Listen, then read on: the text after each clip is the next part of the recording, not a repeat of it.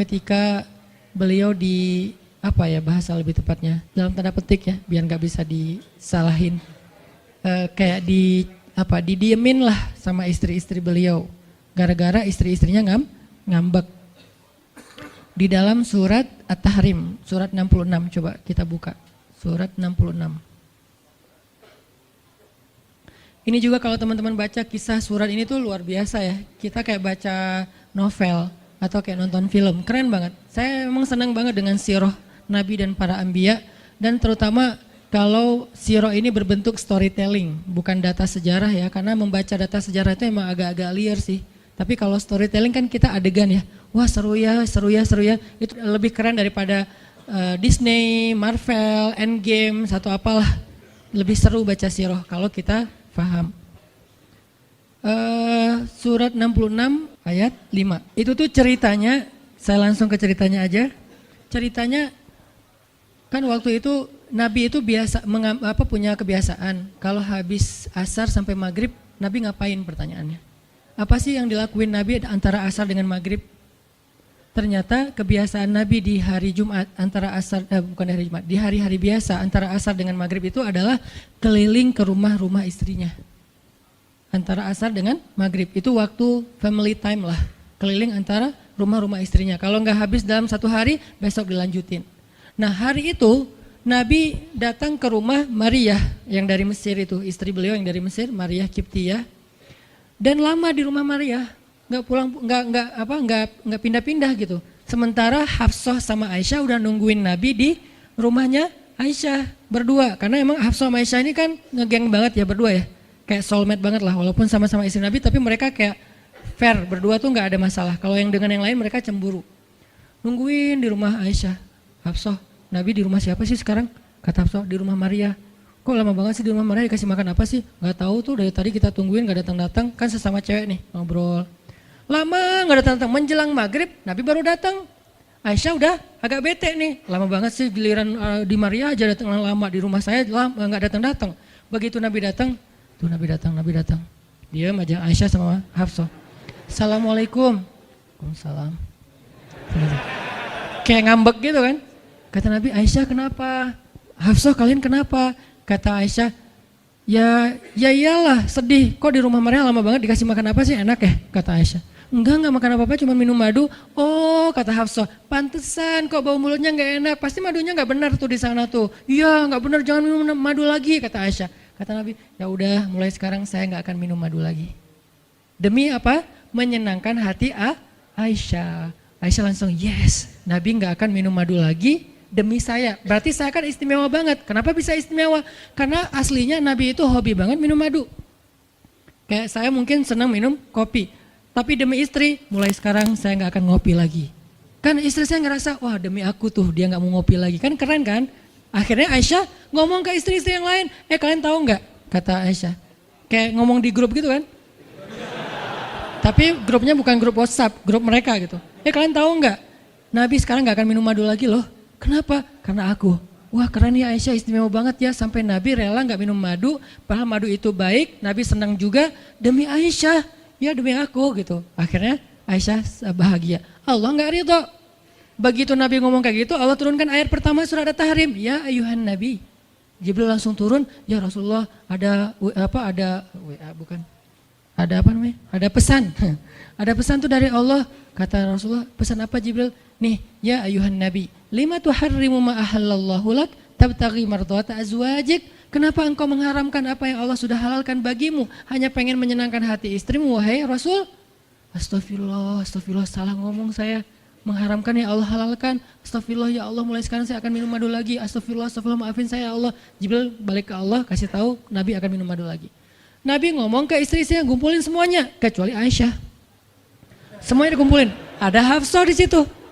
Wah istri-istriku, maaf ya aku salah ngomong kemarin depan Aisyah. Sekarang aku akan meralat, mulai sekarang aku akan minum madu lagi di rumah-rumah kalian. Jadi kalau sore aku lagi datang, siapkanlah madu seperti biasanya. Terus istri-istri Nabi ngerasa, Masya Allah Nabi sekarang minum madu lagi demi kita, gitu kan ya. Kan antara mereka kan saling pengen nunjukin siapa yang paling istimewa kan. Demi kita sekarang Nabi udah minum madu lagi, Nabi sampai meralat kata-katanya. Akhirnya ternyata kalimat itu sama Hafsah disampaikan ke Aisyah. Kalau bahasa sosmed kita di capture, di forward. Kan bahaya banget kan? Disampaikan ke Aisyah. Aisyah tuh lihat, Nabi sekarang minum madu lagi loh. Demi siapa coba? Demi kami. Aisyah, innalillah, jadi Nabi gini. Cuman Aisyah nggak sampai ngomong kayak kita. Dasarnya cowok di mana aja sama gitu. Itu mah kata-kata cewek sekarang ya. Kalau Aisyah kan elegan kan nggak ngomong gitu. Akhirnya pas Nabi datang Aisyah diam. Aisyah diam, kata Nabi, Aisyah kenapa? Aisyah kenapa? Oh jadi gitu, di belakang ternyata sekarang minum madu lagi. Hah? Nabi langsung datangin sama Jibril. Rasulullah tahu nggak kenapa mereka rame-rame sekarang? Siapa yang ngasih tahu nih ke Aisyah? Jibril ternyata jadi penengah, makanya jangan macam-macam deh sama Nabi. Ada Jibril, ada Allah kan, susah gitu membuat rahasia. Tahu nggak Rasulullah kenapa Aisyah ngambek? Kenapa wahai Jibril? Gara-gara Hafsah ngebocorin rahasia Nabi kepada Aisyah. Oh ini kerjaan Hafsah, kata Nabi. Oke, Hafsah. Panggil nih Hafsah. Dipanggil Hafsah, kata Nabi, Hafsah, kamu udah membocorkan rahasia saya. Ini menurut sebagian tafsir. Memang ada banyak tafsir sih. Salah satu tafsirnya kayak gitu. Hafsah, kamu udah membocorkan rahasia aku. Dan sekarang istri-istri pada ngambek. Istri yang lain juga ikut ngambek sekarang gara-gara Nabi kayak sekali minum madu, sekali nggak minum madu. Yang lain pada diam semuanya. Datang ke rumah Ummu Salamah. Assalamualaikum, Ummu Salamah, waalaikumsalam. Tadi kayak aku belum selesai jemuran, dah langsung pergi jemuran. Nggak mau ngomong sama Nabi. Maria, assalamualaikum, waalaikumsalam. Kayaknya tadi aku lagi sibuk nyetrika deh. Jadi nggak ada yang mau ngomong sama Nabi. Diam semuanya. Nabi kan jadi sedih kan. Gara-gara siapa coba? Gara-gara Hafsah. Akhirnya Nabi bilang, Hafsah, aku kecewa banget dengan sikap kamu. Kamu nggak jaga rahasia aku. Sekarang aku antar kamu pulangnya ke rumah Umar. Bahasa lainnya diceraikan. Hafsah dicerain sama Nabi. Kerennya Hafsah pas digituin, dia cuma nangis. Dia nggak bilang, ya Rasulullah, Rasul tega nyerain saya, terus saya gimana? Gitu. Enggak. Rasulullah cuma masalah madu doang, cuma masalah capture dan saya forward doang kayak gitu langsung diceraikan. Tega banget sih Rasulullah. Rasulullah nggak punya hati apa? Enggak. Hafsah tuh diam. Ini nih keajaiban diam yang lain ya. Diceraikan sama Nabi. Innalillah, astagfirullahaladzim. Hafsah yuk kita pulang ke rumah Umar. Iya ya Rasulullah, pulang aja. Baik banget nih Hafsah, soleha banget. Jadi by the way emang semua istri Nabi itu soleha, cuman namanya perempuan kadang-kadang muncul sifat dasarnya mereka cemburu, mereka sedih, mereka baper. Tapi itu manusiawi dan perempuan yang soleha pun merasakan hal itu. Hafsah pulang ke rumah Umar. Assalamualaikum, waalaikumsalam, dibuka sama Umar. Ya Rasulullah, Hafsah langsung masuk ke kamarnya. Ya Rasulullah, anak saya bikin salah apa? Pasti dia nyakitin Rasulullah ya. Maaf ya Rasulullah. Langsung Umar marah-marah. Hafsah, kamu ngapain sama Rasulullah? Hafsah diam aja. Dimarahin habis-habisan sama Umar. Umar tahu sendiri, sayang banget kan sama Nabi. Ketika ada masalah antara Nabi dengan anaknya, pasti yang dimarahin anaknya, bukan Nabi. Nabi pulang, Hafsah diomelin sama Umar. Diam aja, nggak ngomong apa-apa. Diam. Akhirnya Jibril turun. Jibril turun, ya Rasulullah ada pesan dari Allah. Apa wahai Jibril? Di surat At-Tolak, surat putus. Kan At-Tolak itu artinya diputusin. Bahasa ini pesantrennya dicerai. Turun surat At-Tolak. Kata Jibril, Allah nyuruh kamu raji'ha ya Rasulullah. Raji'ha innaha qawwamah sawwamah fa innaha min azwajika fil jannah. Wahai Rasulullah, rujuk Hafsah, rujuk Hafsah. Disuruh rujuk. Allah enggak redha Rasul menceraikan Hafsah. Tahu nggak kenapa Allah begitu membela Hafsah ketika Hafsah ada masalah dengan Rasul? Salah satunya karena Hafsah diam. Harusnya Allah ngebela Rasul, Umar aja ngebela Rasul, sahabat-sahabat ngebela Rasul karena Rasulullah selalu benar. Tapi Allah ngebela Hafsah, kenapa? Karena Hafsah diam, sebegitu ajaibnya diam. Sampai ketika ada seorang perempuan bermasalah dengan kekasih Allah, Allah malah membela perempuan ini, bukan kekasihnya. Raji'ha ya Muhammad, rujuk Hafsah, dia itu istrimu di dunia dan di surga. Akhirnya Rasulullah, jadi saya rujuk wahai Umar, ya Hafsah masih nangis di kamarnya. Balik lagi Rasulullah naik onta ke rumah Hafsah, assalamualaikum, waalaikumsalam. Ya Rasulullah, udah saya marahin tuh. Hafsah kata Umar, udah nggak apa-apa Rasulullah, udah nggak usah bersedih, udah saya marahin habis-habisan dia tuh. Kata Rasulullah, Umar, aku pengen ngomong sama Hafsah. Ya Rasulullah jangan, biar saya aja ngomong. Dia emang nggak bisa ketemu sama Rasul. Ya Umar, aku pengen ketemu sama istriku. Hah, istrimu? Hafsah itu Rasulullah, keluar lagi Hafsah. Soleha banget, lembut banget, keluar. Ada apa ya Rasul? Hafsah tuh nggak marah-marah. Ada apa ya Rasul? Hafsah, aku pengen ngomong sama kamu. Umar diam bingung. Kata Rasulullah, Hafsah, aku ingin ajak kamu balikan. Romantis nggak sih? Rasul pengen ngajak Hafsah balikan. Kok balikan sih Ustaz? Ya rujuk kan balikan. Rujuk artinya kembali ya, balikan. Hafsah balikan yuk. Umar bingung, balikan. Hafsah, Allah yang nyuruh aku untuk merujuk kamu. Umar makin bingung, Hafsah kamu keren banget, sampai Allah belain kamu gitu. Kata Nabi, Hafsah, Allah turunkan ayat khusus tentang kamu di surat ini. Umar makin bingung, sampai turun ayat, Masya Allah, anakku ini subhanallah, Masya Allah gitu kan ya. Akhirnya, ya Rasulullah, Allah sampai turunkan ayat tentang masalah ini. Alhamdulillah, Hafsah sujud syukur, Hafsah nangis, Hafsah langsung meluk Rasul. Umar, aduh gimana nih? Udah beres gitu, Hafsah dibawa pulang sama Rasul, boncengan berdua. Hafsah boncengan sama Rasul. Naiklah mereka, mobil mereka yang bermerek onta itu. Gimana cara pulangnya? Di depan rumah Umar, Rasulullah langsung berlutut, langsung ngasih tangan buat Hafsah. Hafsah megang tangan Nabi, injak lutut Nabi, naik ke atas onta. Itu tuh romantis banget. Lalu Rasulullah bonceng Hafsah. Tadi kan cerita Hafsah dicerai sama Nabi itu kan heboh di grupnya istri-istri Nabi kan. Hafsah dicerai loh, jangan-jangan kita juga dicerai. Soalnya Nabi udah gak mau ngomong sama kita. Astagfirullah. Jadi grup Nabi, istri-istri Nabi itu pada khawatir kalau mereka juga sama nasibnya dengan Hafsah, pada bingung. Tapi tiba-tiba mereka ngelihat Hafsah pulang ke rumahnya dibonceng Nabi. Itu tuh langsung trending loh. Istri-istri Nabi, tahu nggak tuh Hafsah dirujuk sama Nabi sampai turun ayat di surat At-Talaq. Oh gitu. Wah, Hafsah keren banget ya.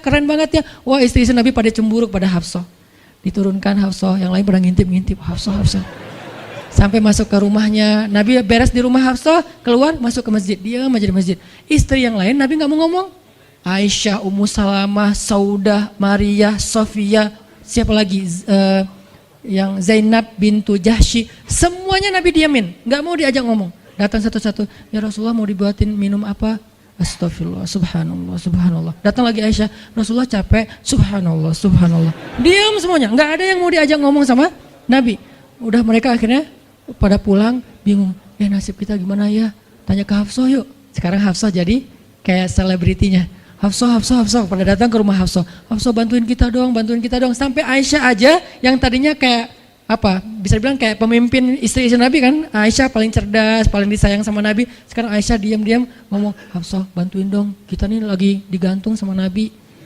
Kata Hafsah sekarang kan kayak lagi di atas angin gitu. Kalian sih nyakitin Rasul, cie. Hafsah tuh kayak, wah lagi masa-masanya Hafsah gitu kan. Hafsah gimana dong? Ya udah ngomong aja langsung sendiri. Rasulullah nggak mau ngomong sama kita. Ya udah coba minta tolong ke ayah kamu Aisyah, kan ayah kamu dekat sama Rasulullah. Akhirnya ngundang Abu Bakar. Ya Abu Bakar, baca deh tafsir dari ayat-ayat ini. Abu Bakar datang, ayah tolongin kami dong. Kenapa? Kami itu dianggurin sama Nabi, didiamin, digantung udah seminggu lebih. Jangan-jangan kami juga dicerai kayak Hafsah. Kalau Hafsah dicerai tapi udah dirujuk, kami gimana nasibnya? Akhirnya ya udah biar aku yang ngomong sama Rasul. Datanglah Abu Bakar ke masjid. Rasul lagi zikir.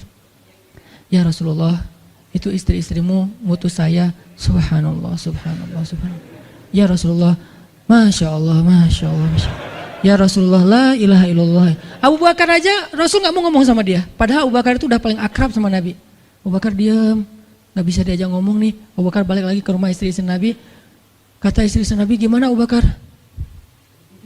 Astagfirullah, innalillah, gimana kalau Abu Bakar aja gak bisa, gimana yang lain? Terus akhirnya datang lagi ke Hafsah, Hafsah bantuin dong, kita udah nggak jelas nasibnya nih. Kata Hafsah, ya udah aku minta tolong ayahku ya. Hafsah masih kayak nggak mau langsung ke dia gitu. Ya udah aku minta tolong ayahku ya, panggillah Umar. Ayah bantuin mereka dong, nasib mereka sekarang lagi terkatung-katung gitu. Umar marah, kalian sih. Nah, tadi kan yang diomelin Hafsah kan, sekarang diomelin semua istri Nabi diomelin sama Umar. Dan salah satu kalimat omelannya Umar, itu tuh kerennya Umar sampai di-repost sama Allah. Coba. Ada nggak manusia yang kata-katanya di-repost Allah? Nggak ada, cuman Umar. 2 kali kata-kata Umar di-repost oleh Allah. Arti di-repost apa? Ditayang ulang di Al-Quran. Kan repost itu berarti tayang ulang kan? Di-capture, langsung di-copy, paste, langsung ditayangin. Itu tuh kata-kata cuman Umar yang pernah digituin sama Allah. Kata-kata Umar apa? Ayat ke-5. Kata Umar, kalau kalian nggak minta maaf sama Nabi, Allah bisa aja mentalak kalian, menceraikan kalian dari Nabi, lalu menggantikan untuk Nabi istri yang lebih solehah, lebih hafizah, lebih bertaubat, lebih baik, lebih cantik, lebih perawan daripada kalian. Itu tuh kata Umar yang ada di ayat ke-5. Jadi bisa dibilang ayat ke-5 adalah ayat repostnya kata-kata Umar, saking kerennya Umar. Sampai Nabi pernah bilang kalau ada Nabi setelah aku, Umar lah orangnya, cuman gak ada Nabi setelah aku. Jadi kalau ada orang yang benci sama Umar, saya heran, dia baca sirah apa? Karena Umar tuh keren banget, Abu Bakar tuh keren banget. Kalau kita baca sirah mereka dahsyat tuh. Dan kalau ada yang bilang Umar sama Ali itu gak akur, aneh juga. Karena Ali memberi nama anaknya, yang pertama Abu Bakar, yang kedua Umar, yang ketiga Utsman.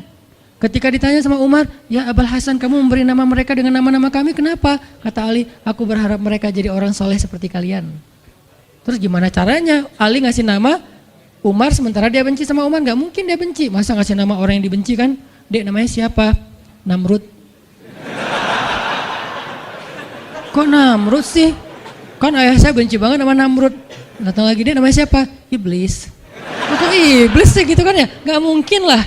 Ngasih nama anak pasti karena sayang. Kayak saya ngasih nama Aisyah, Maryam, Mutia, Yahya, Ertugrul itu karena memang saya ngefans dan ngidolain banget dengan nama-nama ini. Yahya, Ayyash, tiga tokoh di situ. Nabi Yahya, Ayyash sahabat Nabi, dan Yahya Ayyash mujahid Palestina. Jadi 3 tokoh sekaligus. Nabi Yahya saya ngidolain banget supaya Yahya jadi anak kecil yang seperti Nabi Yahya menghafal Quran. Kedua, Ayyash itu sahabat Nabi Muhammad. Kemudian yang ketiga, Yahya Ayyash sekaligus itu nama mujahid Palestina yang paling pintar ngerakit banyak senjata-senjata untuk ngelawan Israel. Dan dia dibunuh sama Israel, saking Israel benci sama Yahya Ayyash. Untuk membunuh Yahya Ayyash mereka ngebom 1 blok untuk membunuh Yahya Ayyash, dan mudah-mudahan dia syahid dalam dalam kejadian itu. Artinya saya ngefans gitu. Ali juga kayak gitu. Balik lagi ke cerita tadi, akhirnya ngundang Umar. Umar datang ke Rasulullah. Ya Rasul, saya diutus istri-istrimu. Subhanallah, subhanallah. Ya Rasul, bicara dong, kasihan mereka kayak digantung. Ya Rasul, apakah engkau menceraikan mereka semua? Baru Rasulullah ngeliat ke arah Umar. Rasulullah tersenyum. Rasulullah bilang, enggak wahai Umar. Allahu Akbar, kata Umar. Dia langsung takbir. Allahu Akbar. Istri-istri Nabi dengar suara takbirnya Umar, itu pertanda, kode. Berarti berita gembira. Istri-istri Nabi juga Allahu Akbar, Allahu Akbar. Rame gitu kan. Umar masuk ke rumah istri Nabi. Wah Umar, Busyra ya Umar, Busyra berita gembira. Wahai Umar, ya berita gembira, kalian tidak diceraikan oleh Nabi. Tapi jangan macam-macam lagi ya. Ya Umar, ya. Akhirnya sujud syukur semuanya. Beres sujud syukur, mereka bilang, kita masak-masak yuk untuk Rasul yuk, syukuran. Di rumah siapa? Ya di rumah Hafsah lah. Akhirnya mereka masak-masak di rumah Hafsah. Pas sudah beres masak-masak, mereka ngundang Nabi untuk pulang. Tapi yang berani ngomong sama Nabi cuman Hafsah, kita udah beres masak nih, minta dong Nabi pulang ke rumah. Ya udah tenang, biar aku yang minta. Hafsah datang, ya Rasulullah, kami masak-masak loh untuk Rasul, yuk pulang yuk. Ya Hafsah, udah beres Nabi zikir, sujud, beliau balik sama Hafsah. Sampai ke rumah Nabi, tenang, udah selesai lah urusannya. Apa yang terjadi setelah itu Ustadz? Udah gak ada riwayatnya, jadi gak bisa diriwayatin. Pokoknya beres itu mereka pun hidup bahagia selamanya. Apa pelajarannya di sini? 2 orang di sini dapat keajaiban lewat diam. 1 Hafsah, Allah suruh rujuk gara-gara dia diam. Kedua Nabi, diam aja sambil zikir sampai akhirnya Allah beri pelajaran yang berharga. Istri-istrinya yang tadinya ngambek serentak semuanya insaf bahasa kita, sadar dan mereka minta maaf kepada Rasulullah. Jadi kalau istri lagi ngambek, lagi ngomel, diam. Isilah diam kita dengan zikir. Tapi zikirnya bukan auzubillahi minasyaitonirrajim, auzubillah. Jangan, dia bukan setan. Dia hanya lagi ngambek. Subhanallah, masya Allah, alhamdulillah. Yang paling efek itu la haula wala quwata illa billah. Itu ngefek banget. Mudah-mudahan ini bisa menjadi penyemangat, motivasi untuk kita semuanya. Betapa kata as-samt, as-sukut, diam aja dalam Islam itu adalah kebaikan yang luar biasa dahsyat. Mudah-mudahan itu bisa jadi behavior, perilaku kita sehari-hari, perilaku kita di sosial media, perilaku kita di jalan, di rumah, dimanapun. Sehingga orang yang sudah hijrah, udah ngaji, mukmin, harusnya bisa menjadikan diam sebagai bentuk pembelaan diri kalau dia ada masalah.